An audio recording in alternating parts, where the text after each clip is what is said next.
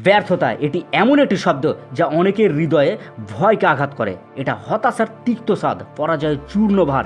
এটা হলো সেই কালো মেঘ যা আমাদের আকাঙ্ক্ষার উপর আছড়ে পড়ে, আমাদের হতাশায় ডুবিয়ে দেওয়ার হুমকি দেয়। তবে এখানেই ব্যর্থতার সত্যতা, রাস্তা শেষ নয়, এটি একটি চক্কর, এটি একটি পুনর্নির্দেশ।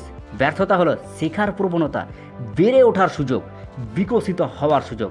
ব্যর্থতা তোমার মূল্যের প্রতিফলন নয়, এটি মহানতার পথে দিকে এক ধাপ এগিয়ে নিয়ে যাওয়া।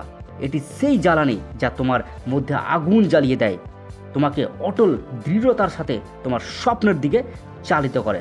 ব্যর্থতাকে আলিঙ্গন করো, কারণ এর মধ্যেই রয়েছে তোমার সর্বশ্রেষ্ঠ বিজয়গুলি।